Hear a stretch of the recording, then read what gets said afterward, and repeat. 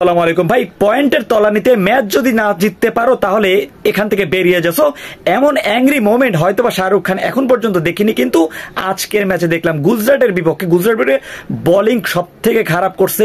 At least এই পিচে আপনি কখনোই 198 রানের মতো ডিফেন্ড করা আপনার জন্য টাফ হয়ে যাবে। তো শাহরুখ খানের অ্যাংরি মোমেন্ট, তিনি তার ছেলে মেয়েকে এনে স্টেডিয়াম যখন খেলা দেখে, তখন আপনি যদি ম্যাচ হেরে যান তখন অবশ্যই আপনার খারাপ না লাগার কিছু নাই। সো শাহরুখ খান তার ব্যতিক্রম নয়, শাহরুখ খানেরও খারাপ লাগতে পারে।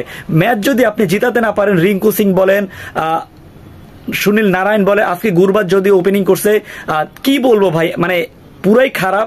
কলকাতা নাইট রাইডার্স একটা মোস্তাফিজকে মিস করছে। মোস্তাফিজুর রহমান যদি এই ম্যাচ খেলতে পারতো, মোস্তাফিজ জানে যে কি করতে হবে। সো মোস্তাফিজের আসলে বিকল্প, আপনি এই আইপিএলটা হয়তো অনেক মিস করবেন মোস্তাফিজকে।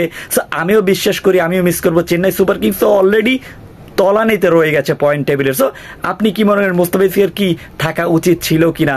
শাহরুখ খানের দল বর্তমানে তলানিতে রয়েছে, 8 ম্যাচে 3 জয় নিয়ে এখন পর্যন্ত তলানিতেই রয়েছে আপনার পয়েন্ট টেবিলে। সো পয়েন্ট টেবিলে তলানিতে থাকলে কোনো ফ্র্যাঞ্চাইজি সেটা ভালো চোখে দেখে না, এবং শাহরুখ খানও ভালো চোখে দেখবে না। সো এমন অ্যাংরি মোমেন্ট আমি কখনোই শাহরুখ খানের দেখি নাই, যেটা কিনা আজকের ম্যাচে দেখলাম।